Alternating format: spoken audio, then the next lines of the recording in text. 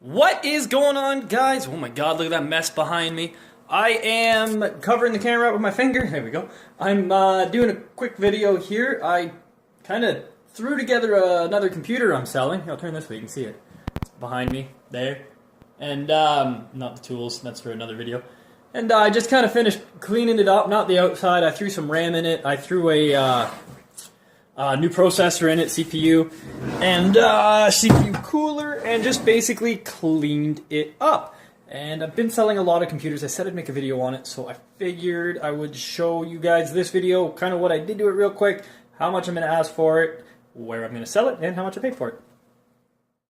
Look at this state-of-the-art rig. It's not state-of-the-art at all. This is a older computer. It is a Acer. Oh, I don't know, an Aspire. We can probably find the actual model. It doesn't have Vista on it anymore. I did load Windows 10 onto it. It did have Windows Vista, and it had, like, all the information. You guys that are throwing computers out, you gotta erase your hard drive information. Not that there is anything incriminating on there, but why risk it? So there's the back. Look, I think it used to have a graphics card. Woo! I got one I'm going to replace in there. So this was free. This was dropped off in the e-waste bin, this Acer. It is a dual-core Athlon X2. When I booted it up, forgive me, I don't know the exact CPU model number, but it was only like a 1.6 gigahertz dual-core processor, and it only had 1 gig of RAM in it. That's honestly not even great for Vista. That is a garbage for Windows 10. If you guys want to get into selling used computers, I do move a lot of them. Bare minimum specs would be a dual core, whether it be AMD or Intel, doesn't matter, but a dual core, so that's 2 cores, dual core CPU, and like minimum 4 gig of RAM. If you can't hit those specs with a computer you find, or there's no way to upgrade it to that, honestly, don't even bother. Because Windows 7, Windows 10 won't load on it. I mean, yeah, you could do Linux and some other stuff, but that's for another video. This is more just for reselling. And then anything higher than that, obviously you want to buy. And then on the opposite end, sort of anything Windows 98 era and older, you definitely want to buy. Obviously depending on the price, because Windows 95, 98 gaming machines, not even gaming machines, just the machines in general, that's a premium on eBay now. The parts fetch even more if you guys want to get into stripping parts out of computers. That is another, look how dirty that is. That is another option. Quickly on stripping parts out of computers, will you make more money than selling the whole computer complete? 9 times out of 10, yes. Is it more work? You bet. It's also more storage, and you're going to have to test every part before you send it out. So unless you have a test bench and spare power supplies and stuff sitting around, which if you get into doing computers, you will eventually get that stuff kind of just laying around from extra parts and rip parts, then it's kind of a pain in the ass. And it is more money, but it's stretched out over more time because you're selling individual pieces. It's not just like a lump sum of a couple $100, $1,000, whatever the computer may be. In this case, being an Acer, I probably could strip this out and make more money, but I'm not going to do that. I'm going to finish cleaning it up and sell it as a complete computer. Basically, it's in pretty good shape. This is the only custy thing. I don't know why I'm touching it. I don't even know what it is. It looks gross, though. I'll give it a smell test. Ugh. Smells like old. Ugh. Smells like old coffee. That's gross. I'll get this thing tipped sideways on. I'll show you guys what is on the inside. Actually, before I even open it up, I'm just going to explain a bunch of the stuff on the back and the case. For anyone who's like really new into computers, doesn't really know anything about it, this is not a video, by the way, for anyone who is already building computers and really into PCs or just electronics in general. This might seem like a little bit sort of noob information, but not everyone knows that kind of stuff. I got to kind of remember that sometimes too.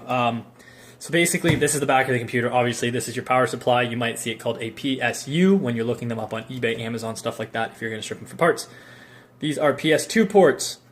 See that little symbol? That's a mouse, that's a keyboard. These are pretty dead tech. No one uses this stuff anymore. I keep a PS2 mouse around and a PS2 keyboard because sometimes, depending on driver updates, it won't recognize the mouse and keyboard through the USBs. I've had it show up as like USB storage and stuff like that. That's DVI. It even says there DVI. DVI-D will have little pins beside these lines, so basically you could get like a DVI-D to VGA connector if you had a VGA monitor. That's VGA. It's technically not VGA, though we always call it that in America. I believe the actual name is D-sub. Don't quote me on that. I could be wrong. That's digital, analog, digital. Well, kind of digital, I guess. That's going to have superior image quality though. And then as we go down, these are USB 2.0s. USB 3.0s will have blue in here. USB 2.0 can plug into 3.0. 3.0 can plug into 2.0. You'll just see slowdowns and you'll kind of bottleneck yourself doing stuff like that. That is a FireWire port. That used to be for really fast transfer speeds. Some of the old external hard drives and stuff will have plugs that look like that. Pretty obsolete now. Ethernet port, pretty normal, just internet plug-in, right? You have all your speakers and surround sound. God, there's mic out. I'm gonna butcher these. I'm pretty sure that's sound out. That might be sound in, but that's basically just, it's for sound. That's all it is. Turn it around front, and you'll have more stuff. There's more USB 2.0 headphone jack, mic jack. Those are front ones. Those are card readers. You have your basic like camera SD cards, another USB port, whatever other kind of cards are in cameras. That's just a DVD rewritable, and DVD burning drive. And then I'll get this open and I'll show you guys the interior parts. Okay, so we are looking at the inside of this computer now. I'm just going to quickly go over the parts again for, like I said, anyone who is new in computers. Again, that's your power supply, PSU, pretty easy. See all the wires that come out of it from there. There's your main plug on the board that supplies the power. There's your 4-pin power connector. A motherboard will always have these. There's a few variants. Sometimes that'll be 6-pin depending on the motherboard. Underneath this giant cooler thing here is the CPU, the processor, the central processing unit. This is a CPU cooler. This is an aftermarket one. Get yourself in North Bridges. This is where your RAM goes. I'll try and get a better angle of that RAM. Pretty easy to pop them out. You just hit the thing, hit this other little tab, and they pull right out. Minimum, you want DDR2 RAM in a computer. If you're looking stuff up, let's see if we can get that to focus. You guys can see what kind of RAM is in there. Teach you guys how to read that. So that is, see, it's a 2 gig. Speed, like 6400, 666. Anyways, 2 gig, that's pretty much all you need to know if you're getting into computers. Same thing for putting it back in. Just, there's a little tab there in the RAM. Line that up with a little tab that's found right there, and you just pop it back in. This is so much harder to do with one hand. And I got it the wrong way, so we'll spin that around. There you go, you guys can see it. RAM stick. Make sure you line it up. Don't look at the computer screen, I guess, when you're trying to line it up. So that is... Come on now, baby. There she goes. Just push down and push down.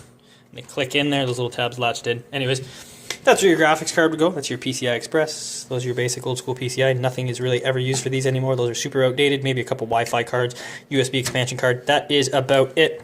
All these wires will run to these USBs in the front up here, and the microphone jack. If you look, some of them will actually say like there's audio cable. So that would have been the one running from the headphone out, and mic jack, a hard drive. Sometimes they can be skinnier, sometimes they can be bigger. There's your hard drive plugins. If you guys want to kind of help date a computer or a quick idea, if you see any of these, hopefully that picks that up better.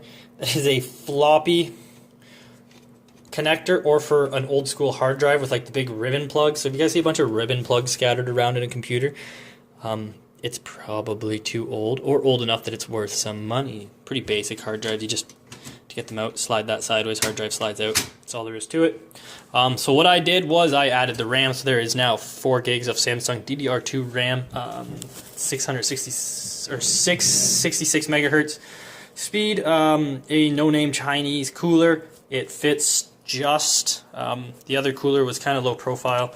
I'm sure it would have worked great. I don't even know, compared to this cheap Chinese one, they'd probably work the same. This one looks cool though, has blue light. No real reason to put it in there, just it looks cool. I did upgrade the CPU. It is now a 2.8 gigahertz. It's a 5000 series AMD X2 processor. And like, that's about all I did. The only other thing I'm gonna do is I'm gonna pump in a graphics card here. It's a very, very cheap graphics card. It's called an Asus, well, it's not called an Asus. Asus just makes the model I have, but it's, what the heck's it called? Like an 8800 GS, I believe. It's pretty basic. I'll pull it up for you guys. The only thing with it is HDMI. When I'm selling these old computers, people tend to like to have an HDMI out, whether it be to hook up on their monitor or their TV with HDMI. It just makes it easy. If you don't want to do that, you can buy these DVI to HDMI cords. They're like $10 off Amazon. But that's about it. The only thing left to do on this thing is I got to clean this up because it's gross up here. And in there is already pretty clean. There's new thermal paste on the CPU, which helps just not conduct heat, but basically pull heat off the CPU and disperse it through the heat sink, I guess. That's honestly about it. I'll show you guys the graphics card and how easy that is to pop in. And then that's it for a video. If you guys are wondering what I will ask for this thing when it's completed, I will put Kodi on it too, so they can watch the free movies and TV and stuff like that. When it's completed, I'll probably just ask like $120 to $150 Canadian, or best offer. I might even settle on like $80 if someone sends an offer. I do have a fan I'm going to pop in here too, just an extra fan. It never had one to begin with, but it's a good spot to put an exhaust fan, help pull some heat out of there. Those old AMDs do run hot. That'll be locally. If I listed it on eBay, it'd probably be like $150 free shipping in Canada, and it would run about $22, $35, $40 to ship in Canada, depending on where it is going. To the US, I'd probably charge about $20 to the US, and it'll run anywhere again from about $20 to $45, $50 to send to the US as well, just kind of depending on what state it's going to. I tend to charge about half for the US, so I eat half the shipping cost. The other half, Canada's free, helps me stay competitive. Although because of GSP and all the US sellers using GSP, my Canadian sales have like doubled. Pretty much only Canadian people buying from me now. But that is about it for the computer. I'll get the graphics card, I'll pop it in, and then I will hook this up to a monitor and I'll turn it on just so you guys can see it boot up and run. I can give you better specs on what's actually in there.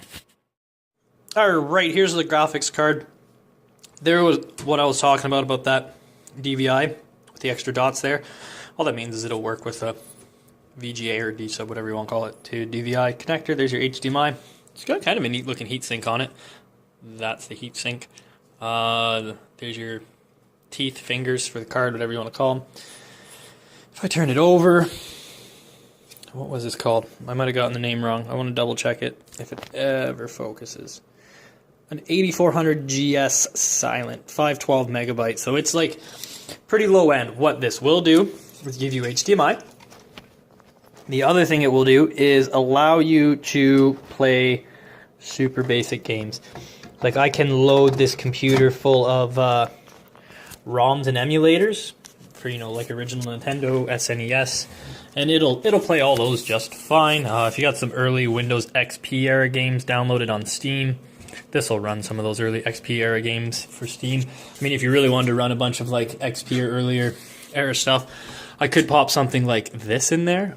This is a very old graphics card. It would do nothing modern nowadays. It's a GeForce 6800 GT, 256 meg. This was a beast of the card back in the day. One of the earlier models that supported SLI, which is that little tooth on the front there, so you can run dual of these. This would be a situation where you would much rather pull this out of this computer and sell it separately, because you'll get like $40, $50 for this separate, and it's not going to increase the value of this computer by $40, $50. Just sort of for a reference. So anyways, how I'm going to pop this graphics card in is pretty basic. It's got to go in that black slot there. These teeth, fingers, whatever you want to call them, just have to line up. Kind of like so. This is so hard to do with one hand. So pardon my sort of clumsiness doing this. Lighting's not great either.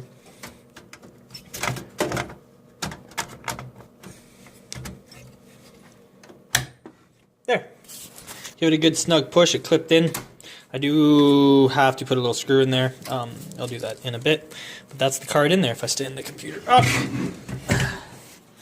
There it is, standing straight up. You can see the card has been inserted, and that's it. That's literally all there was to installing a graphics card. Some will have power supply hookups. I'll grab that other card to show you, where they won't be powered just by the slot itself. Like this one has a 6-pin on the back, and you can just Google each graphics card. It'll tell you the power supply settings.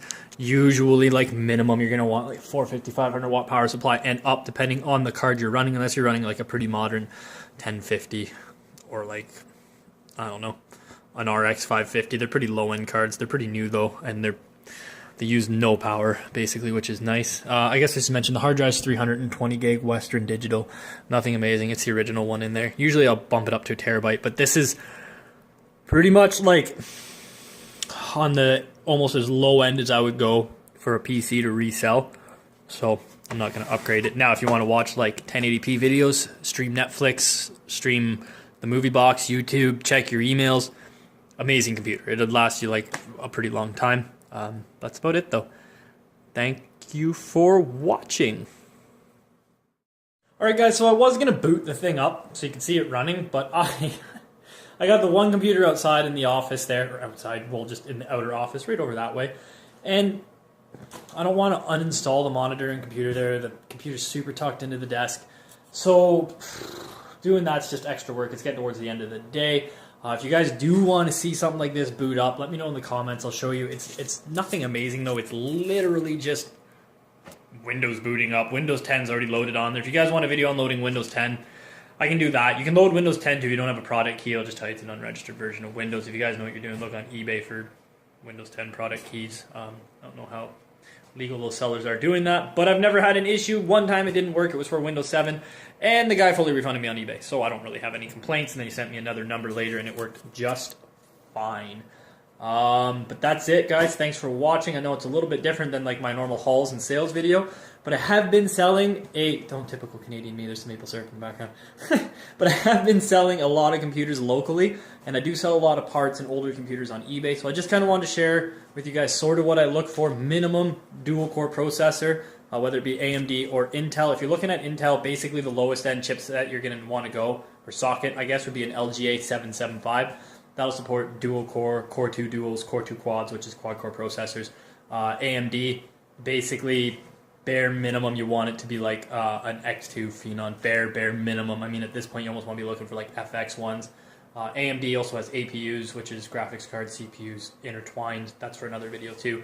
But basically, dual core, 4 gigs of RAM, like 320 gig hard drive. I find that's bare bones minimum specs to be selling a used computer locally. Anything past that, honestly, I'd just scrap it or sell it for parts. Maybe some of the old Pentium 4s can bring money, but that's basically your low. That's what you never want to look for is Pentium 4s. Pentium 3s, Pentium 2s, Pentium 1s, definitely. Like the old 486s, IBM 486s, those are $500-$600 computers. You can find some of them complete.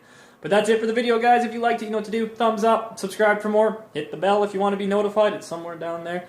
If you didn't like it, give me a thumbs down. Let me know in the comments why. If there's anything else you guys want to see, make sure you write it in the comments. And until then, I'll see you in the next video. Bye.